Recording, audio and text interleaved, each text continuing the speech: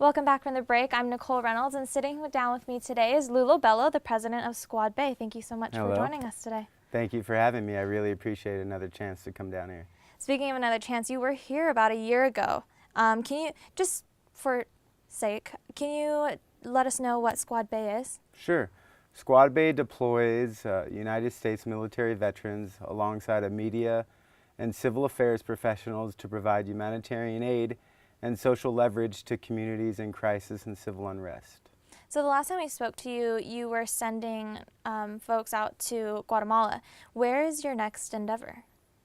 Well, coming up here in the next couple weeks, we can't release it obviously for security reasons. We'll be heading to Kurdistan, which is the northern region of Iraq and where a lot of the victims of ISIS have accumulated and are living currently.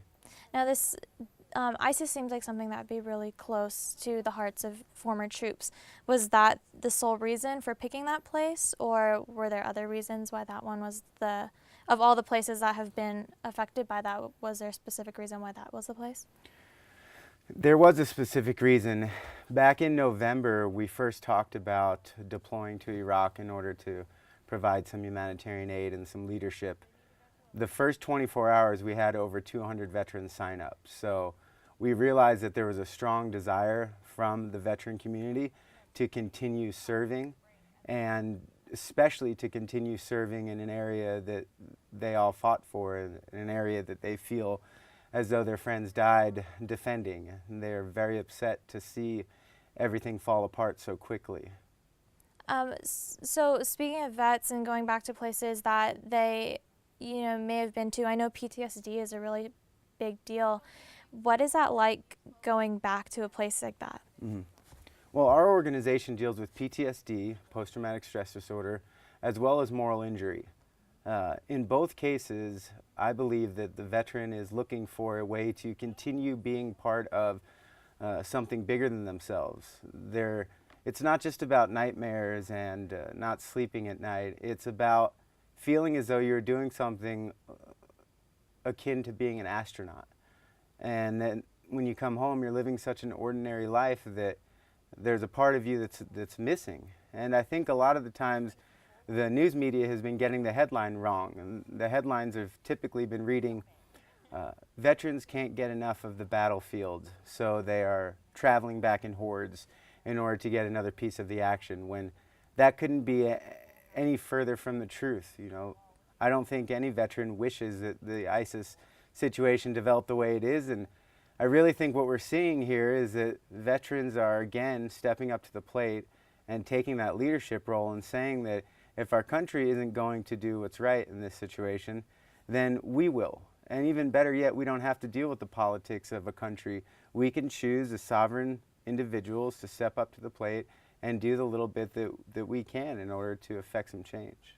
So about how many veterans are going with you on this trip?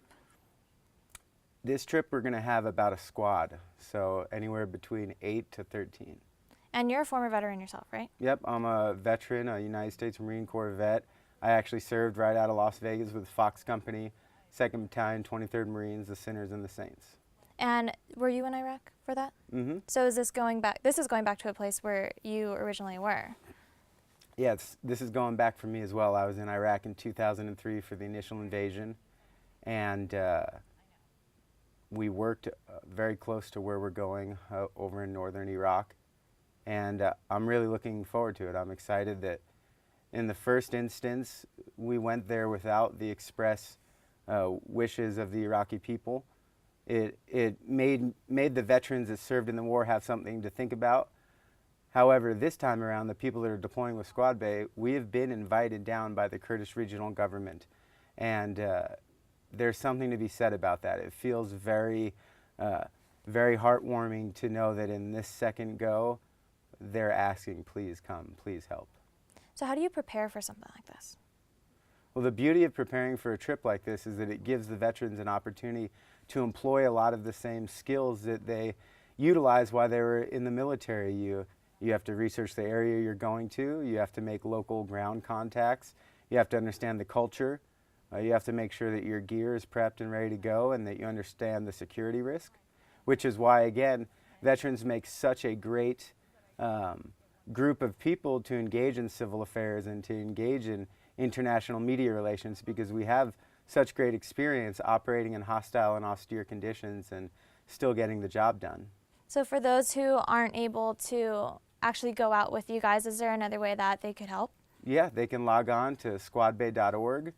They can like our Facebook page at /Squadbay, and they can either help out with funding the trips, providing airline tickets. They can help out with supplies that are needed.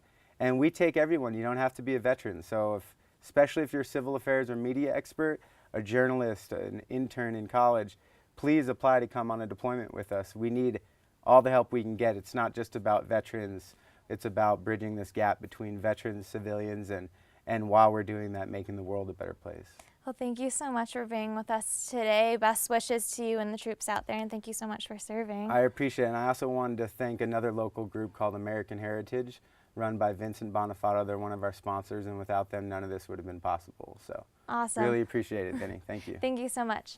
Alyssa, back to you.